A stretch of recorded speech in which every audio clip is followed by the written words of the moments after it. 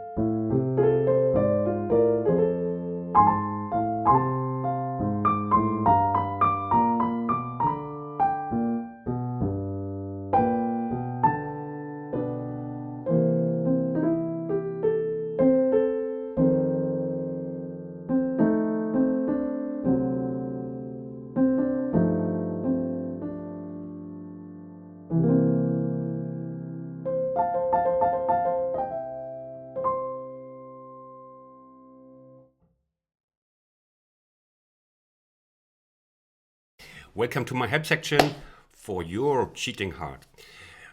We will go again a little bit through some details. The slow replay comes afterwards, where you can learn and study at your own speed. I will have a look at typical stuff that is repeating and also that might give you an overall help. So we'll start right in the beginning.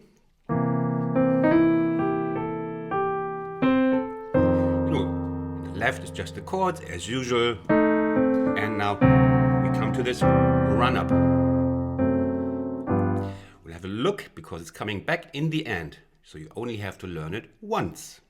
Here we have the D7 chord. It's a little bit hidden, root, 7, major, third, and the 7 again. And now we just walk here, the thumb walks up, and here the fifth walks up. The rest stays the same. These both walk up here. Again, walk up half a tone, half a step, and again half a step. And then we arrive at the G7. Okay, so it's only these walk up,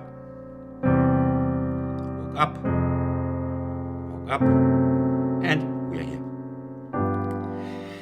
Then in bar number 5, just before that, we have a very typical element. It's coming quite often here. It sounds very Ray Charlesy. It's this. So we are in this is the upbeat to the C, and what we have is it's just a brief F here. Can you see it? Just a brief F note here, and then we dissolve to the C chord. And it's really coming quite often also in F. You can either play this as with the 4 and 2 here, sliding, or I don't have preferences here. I play it very often like this, but you might also play the other finger setting. Try some of the slides here, they sound nice. If they keeping you from learning the piece at all, just leave them out. It's also nice without. Then we have, still in bar 5, we have another element that shows up quite often. And so we have, this, the left hand is clear, no? It's this pattern. Generally, it's this one. Unless we are at a spot where we need a little bit of focus on the right hand, there I just leave out the last note and just goes like this. 1 and 2 and 3 and 4, and here sometimes I spare you the additional 8, or sometimes when we change the chords. So for example, when we go to C, I also do, when we go from C to F, and then, so you have a little bit more time. Everybody does that, even Dr. John does that. So we have this thing going still at the beginning, 1 and 2 and 3 and 4 and 1. And this is also coming back.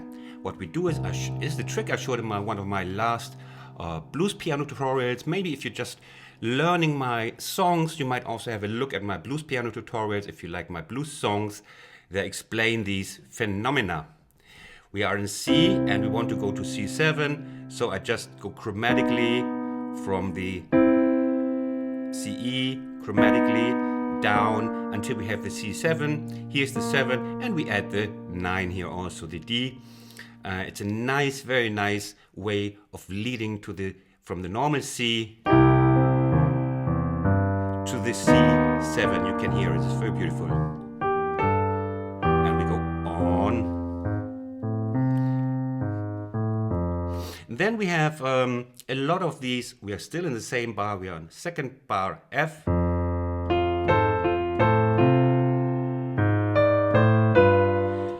Because it's an easy piece, so you might be not so advanced, I will give you a little hint. 1 and 2 and 3 and 4. So it's all in triplets, even the left hand, although they're just playing 2 notes on 1/4, like 4 and. There's a triplet hidden. It's 4 d d 4 d d 1 4 d d. So it's 3. Yeah, 4 d d 1. And if we have these against them, here. So the last note of the triplet in the right hand is hitting the second note of the 8th in the left hand. Okay?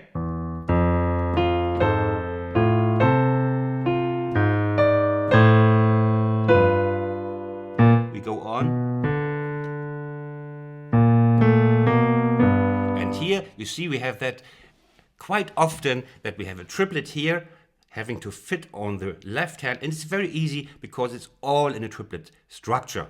Again, the first G7 bar, and 2 and 3 and 4 1 4 1. You see, 4 4 and together here, 1 and 2 and 3 and 4 and 1 and 2 and so on. Okay, so again, already in the next beat we have the next G7. We have it's the upbeat to the next verse, if you want so, and there already we have again this element. Now and again this one. You save a lot of time if you memorize the elements that are coming back, and in blues many elements come back. It's the music of very few elements. It's a music just to put very nice emotions in those very few elements and the combination of those elements. So this is already giving away a lot, these little things. This one coming back all the time. And then we have the run up that goes to the B part. We are now in bar number 20, where I have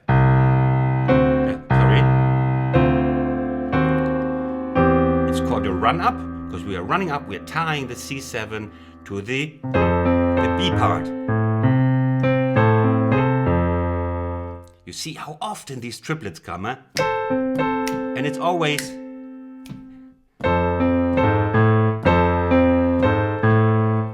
everything is just coming nicely together. And we want to have a look at the run up that goes from C7 to F7. So the first one is empty, and then we have this one here. If you're good, you see already the D minor 7 chord hiding behind it. It's just we're passing through. That's what we can call them passing through chords, passing chords, transitory chords, whatever. You know what I mean. We're passing from C7 to F7, and we have this. And then, oh no, it's just the index finger here that is moving along with the finger left. Okay, so we have duck. And now watch my index finger, it's the only one moving. And again. So that's pretty easy, I would say. And it's not easy because I made it for you, because it's not so hard to play, even for, it also shows up in harder pieces. It's just a very nice sound.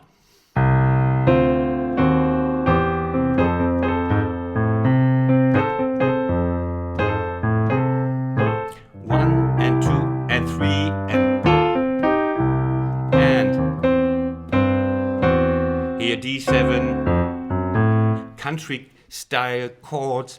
It's in the middle between country and blues. It has bluesy elements. So you might there's a style also called country blues, because the country sounds and the blues sounds mingled. The country stole also like these slit notes, these slides to add to their sound repertoire. And here we clearly have these blues elements, but I think it ranges as a country song. Okay, and then we have another run up. We have a look at that, where we go from D7. It's bar number 26, where we go from D7. We have D7 now, and we have the D7 here, right? Now we go to, now only the thirds are moving together with this one here. and only the two thirds are moving again, and we reach this one. One more time, then we move on, okay? So it's D7, we're here, bar number 26, and this one stays, this one stays. And this lovely little thing, I put this in there as my own arrangement idea. This just put a little A flat 7. Well, it's not a piece of genius, it's a standard to do this if you have to waste some time on one chord to do something with the chromatic chord. So then we have again, I did there a little bit of diversity to the upbeat that is interesting for you to play. This I would also say is a compromise. Like, I know there are many tutorials who just show you the melody and the chords in a very boring fashion.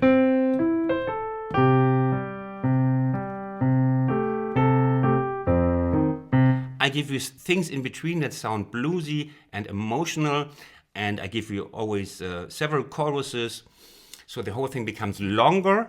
That means we have little less luxury in the teaching, because we have to move on, otherwise the tutorial is over 1 hour or 2 hours long. No one would click it. It's just needs too much attention.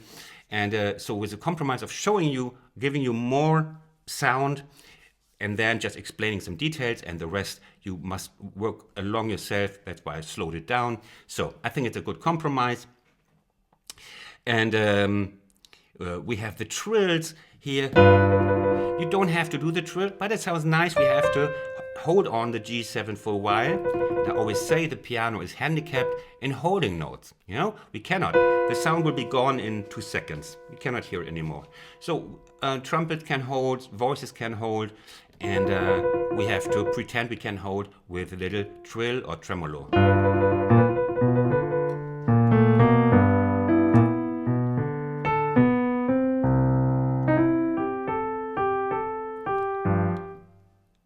Little break. It was actually one octave higher. Sorry. And then. So here's a typical thing that students might, stop because they play the trill. They're also absorbed by the trill, and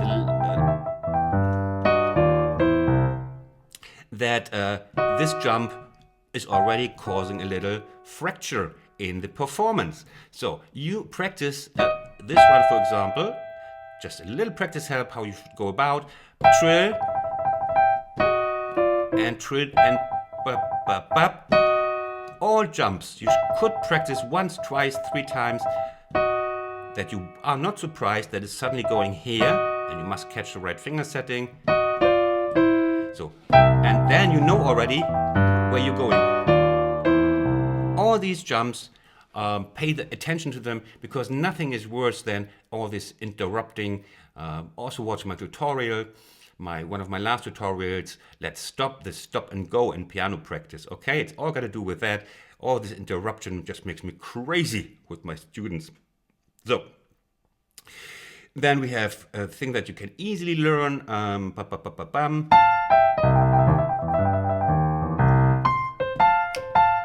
And then we have these lovely thirds.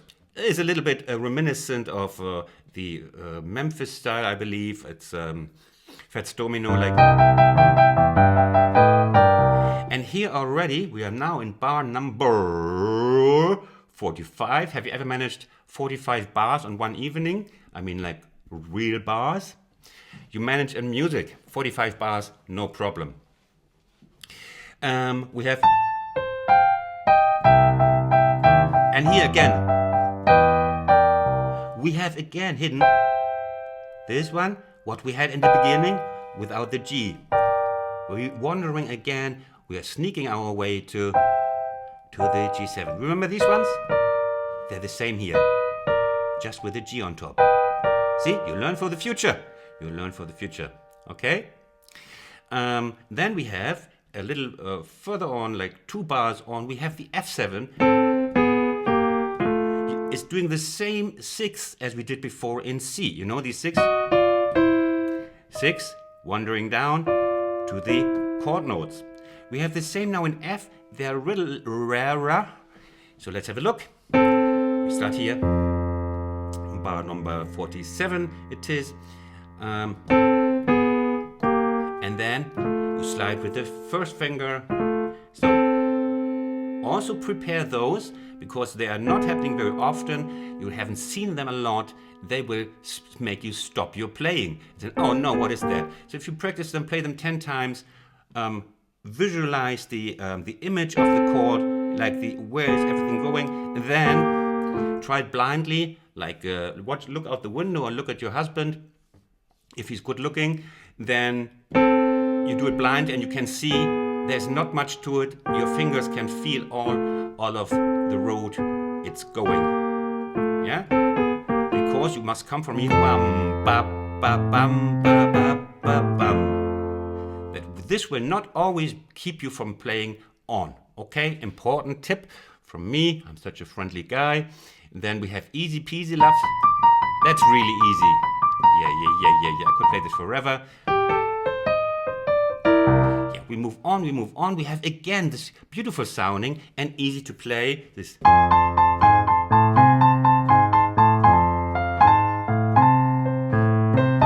It's really easy and it gives groove and richness and a certain lovely sound we know.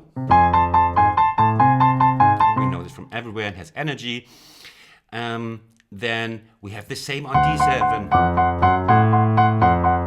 The nice thing about this piece is that it goes through these lovely chords. We don't need much. It's a very good song to be played to make an easy arrangement for. Fairly easy, because the chords do a wonderful job of making this song sound great. We have this D7. Not much we must do to make it sound great. Then we have this running up. I'm just telling you. You know, it's just repeating. Where am I? That was even wrong, Christian. Here we go. Yeah, it's just. And there finally, babies. We have one thing that you will love. You can play a trill and have nothing in the left hand, because there is a break. It's in bar number 57, 8, 9. Bar 59, we have this thing. Break, and we can wonderfully trill. The hard thing about trilling is bringing it together with the left hand independently, and here you're celebrating your liberation from the left hand for a second, and you can trill like there's no tomorrow. And then comes a little bit different moment where we play. Oh God, Lord, Christian, we play 2/16 note. I will give the metronome here. We play 1 and 2 and 3 and 4. Christian is such an idiot. He don't click away. Go to another tutorial. Go to another channel. He's just an ignorant. Okay, I've sobered out.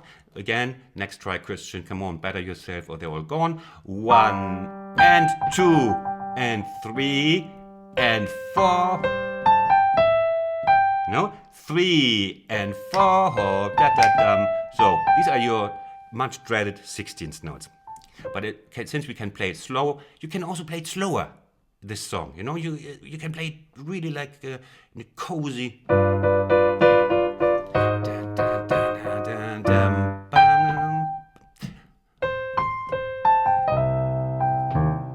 Listen to this.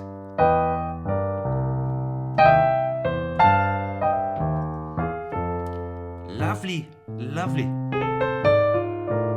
It's still a nice song. You can tempo speed it down a little bit. What else is there then? No, there's nothing more you would know already, and I wish you to the rest you can play like the finish. Use it again. It's just an like always working little toy. This. So and you can play this one ad lib, meaning your own speed. You can like.